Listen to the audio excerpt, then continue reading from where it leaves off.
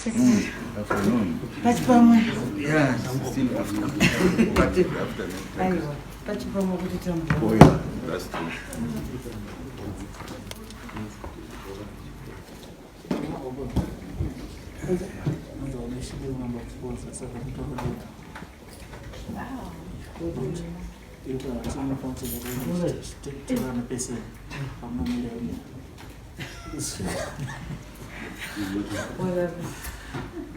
Later. It's okay.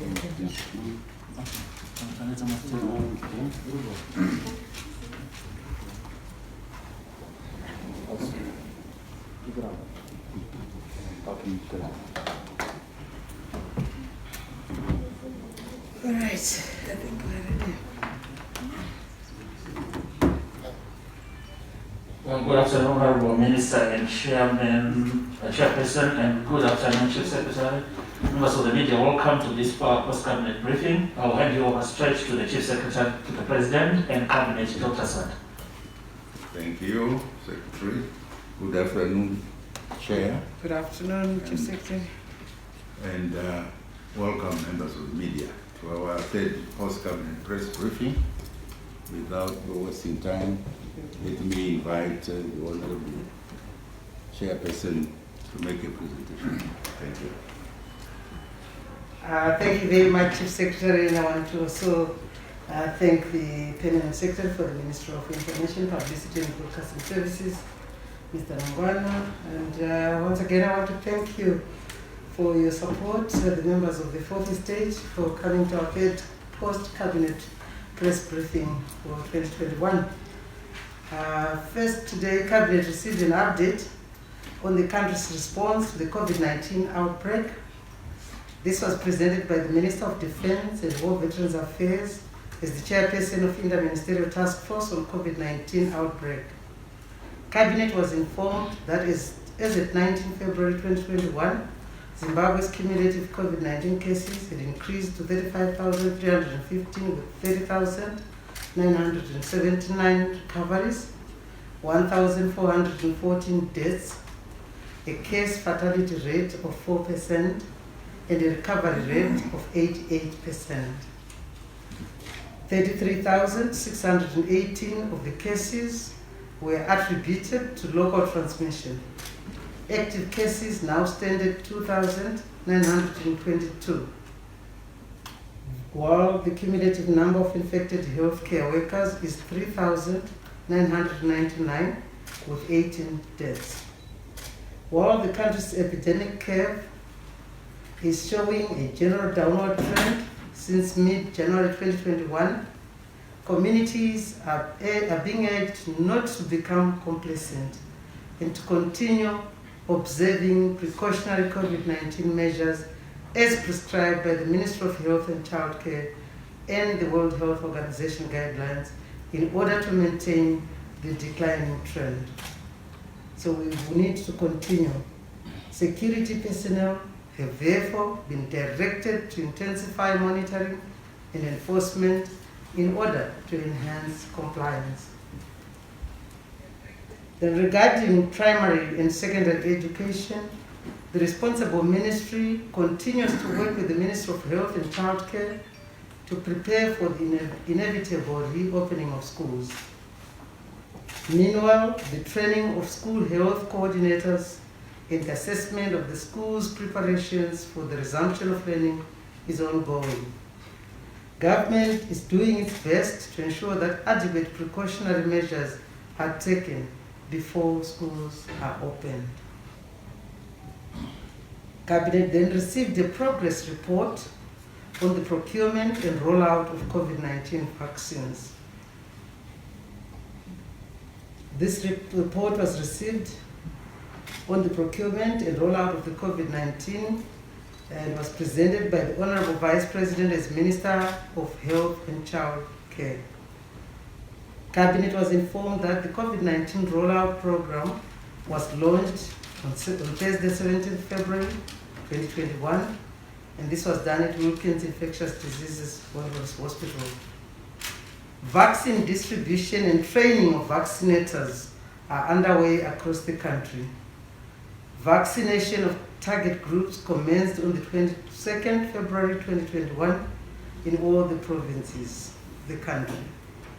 Measures have been put in place to guarantee a steady flow of vaccine doses and to ensure that targeted groups receive their doses at the appropriate time. The Republic of India and the Russian Federation have donated COVID-19 vaccines to the tune of 75,000 and 12,000 doses to Zimbabwe, respectively.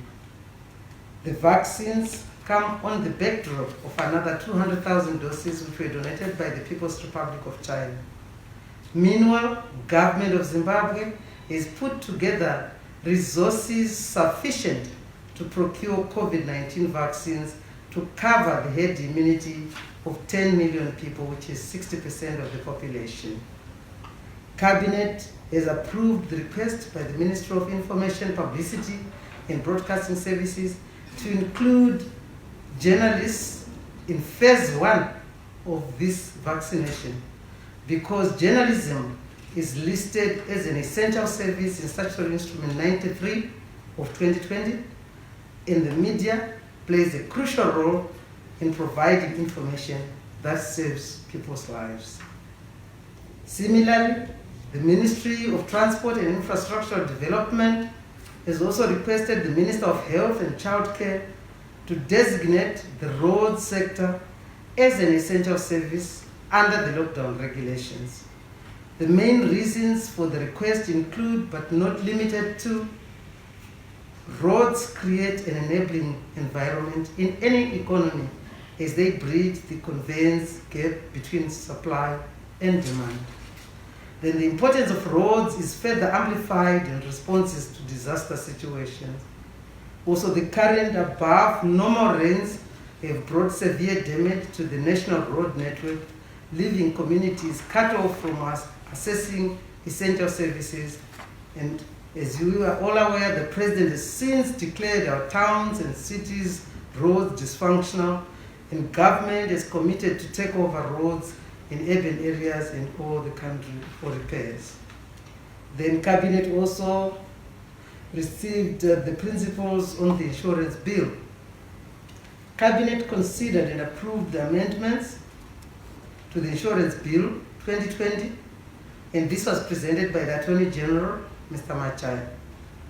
Among the amendments, Cabinet was informed that the bill seeks to repeal the Insurance Act and introduced best practices in Zimbabwe's insurance sector, which plays an important role in socio-economic development. Through the proposed amendments, government intends to strengthen the institutional capacity of IPEC and the regulatory framework to create a robust and internationally respected insurance and pension industry regulator. Also synchronize the above stated 3 main acts that guides the regulation of the insurance and pensions industry, address identified deficiencies in the current legislation, and align insurance and pension legislation to international best practices. This is in order to build a stronger regulatory framework to promote growth and development of the insurance and pension industry. The bill sets out the rules to be followed in merging insurance societies, in the transfer of insurance business to another registered insurer, and in the payment of premiums to the registered insurer whenever an insurance broker receives the premiums from policyholders. Cabinet stressed that in order to guard against insolvency by insurance societies, every registered insurer will now be required to maintain a prescribed level of solvency. It will now be compulsory for insurance societies to submit financial statements within 90 days of each financial year. The statements must be prepaid in accordance with generally accepted accounting practices. All insurers will be required to submit to the Commission an actuarial valuation report, which must be harmonized with the relevant audit report. Insurers who wish to conduct electronic business must get Commission approval, while the issuance of disability benefits and life policies will be according to clearly spelled out conditions.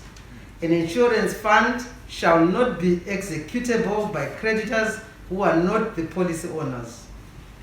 A registered insurer may not place assets outside Zimbabwe without Commission approval, including on percentages that may be prescribed.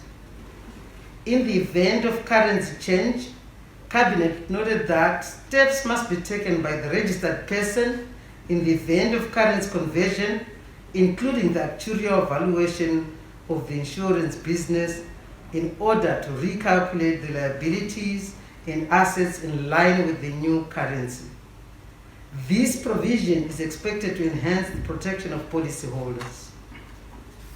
Then the Attorney General also gave a report on the Insurance and Pensions Commission Bill 2020. Cabinet considered and approved the Insurance and Pensions Commission Amendment Bill 2020 as presented by the Attorney General. The amendment bill mainly seeks to ensure the maintenance of a fair, safe, and stable insurance and pension sector for the benefit and protection of policyholders and pension fund members. The bill gives the Insurance Commission the powers to accredit actuaries, auditors, asset managers, credit rating agencies, and other service providers.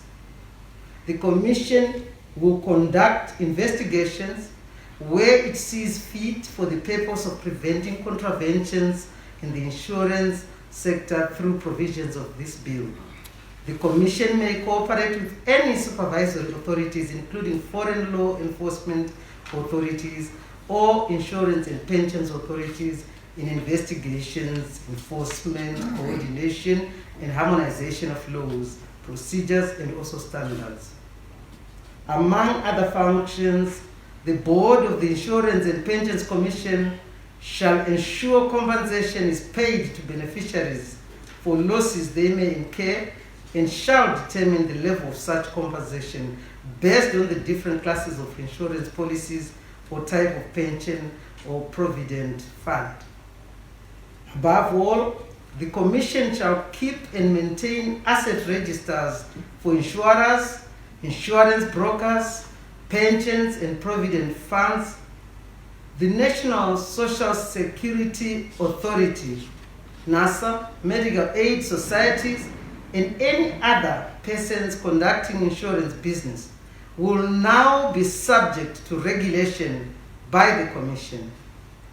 The Insurance and Pensions Commission Bill will therefore strengthen the integrity of the insurance sector and enable it to play its role in supervising the sector. Then Cabinet also received principles of the amendment to the Chartered Secretaries Private Act, Chapter 23.07. Cabinet considered and approved the principles for the amendment of the Chartered Secretaries Private Act, Chapter 23.07, and this was presented once again by the Attorney General. Cabinet was informed that the proposed amendments seek to expand the mandate of the Institute of Chartered Secretaries and Administrators in Zimbabwe to encourage the study and practice of accountancy and auditing by members of the students of the Institute.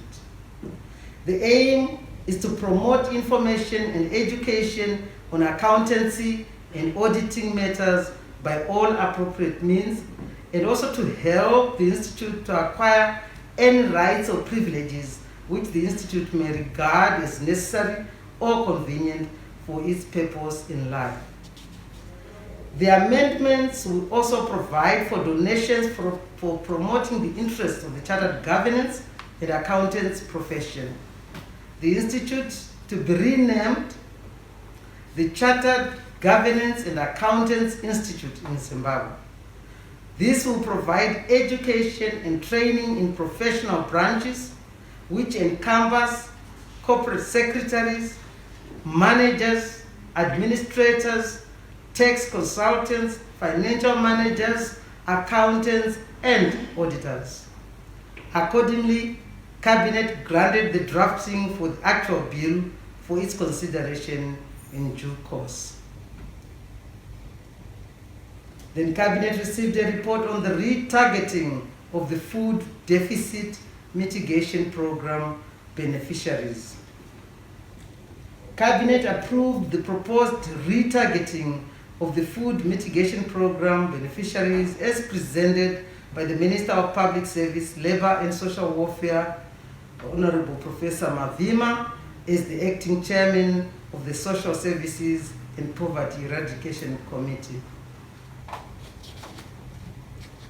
This is in view of the need to ensure that the program targets clearly deserving beneficiaries in light of the need for flexibility and to do away with the dependent syndrome among the citizenry.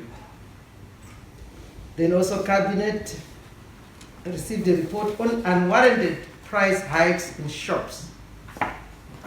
Cabinet takes exception at the recent unwarranted price hikes of goods and services by unscrupulous business people. Government would like to inform the nation that investigations into the matter are currently underway and that government will leave no stone unturned until it brings these culprits to book. And I want to thank you sincerely for listening. That's the brief for today. Thank you very much, Chair, for your presentation. It was very lucid. On that note, we end this